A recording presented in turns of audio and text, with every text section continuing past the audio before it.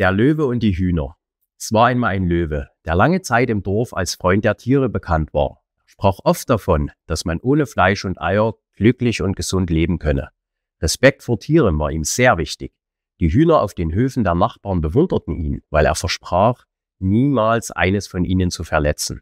Eines Tages aber änderte der Löwe seine Meinung. Er kaufte sich ein Stück Land, baute einen großen Stall und füllte ihn mit Hühnern. Er verkündete stolz: Ich eröffne meinen eigenen Hühnerhof. Ich werde Eier und Fleisch verkaufen. Ich kann so noch reicher und angesehener werden. Die Hühner waren verwirrt. Aber du hast uns doch früher beschützt, sagten sie traurig und enttäuscht. Jetzt bist du schlimmer als die Nachbarn, die uns immer schon ausgenutzt und gegessen haben.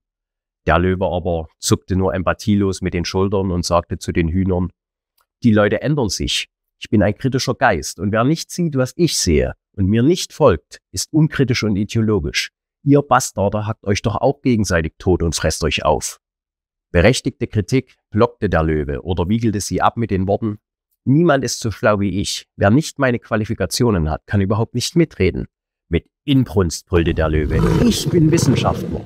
Dabei war er gar kein Wissenschaftler, sondern wusste sich nur geschickt zu inszenieren. Ein weiser Kaktus hörte von der Geschichte des Löwen, schmunzelte und sagte zu ihm: Du bist nicht der Erste, der sich für grandios hält und seine Meinung nach Lust und Laune wechselt. Prinzipien, die hattest du nie. Nur ein aufgeblasenes Ego. Und wer sein eigenes Spiegelbild wichtiger nimmt als das Leben von Hühnern, ist nichts weiter als ein jämmerlicher Wicht. Glaub nur nicht, die Leute merken das nicht. Sie sind nicht so blind, wie du hoffst.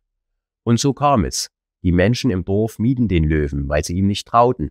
Heute predigte er dies, morgen das. Sie fielen nicht auf seine Inszenierung und seine schönen Worte rein. Der Löwe musste seinen Hof aufgeben.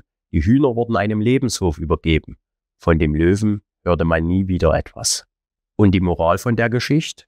Wer nur sein Ego liebt, die Tiere aber nicht, ist tatsächlich nur ein kleiner Wicht.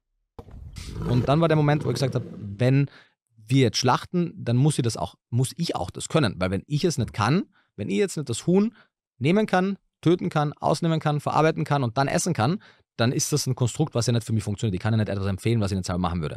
Und ich war sehr überrascht, wie problemlos das war. Nicht, weil ich emotional abgestumpft bin innerhalb von diesem kurzen Teil, sondern weil ich gesehen habe, dass es, wenn du das Tier bekommt nichts mit, du betäubst es, das Tier wird dann ausgenommen. Also ich habe versucht, in mir irgendeine ethische Begründung zu finden, warum das, was ich mache, falsch ist.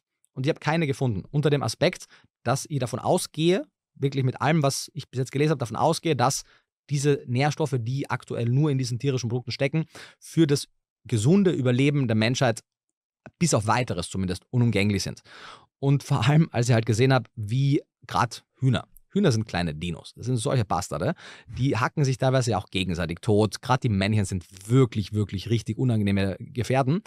Da hat auch meine Empathie auch ein Stück weit noch abgenommen, weil die hacken sich auch gegenseitig tot und fressen sich auf.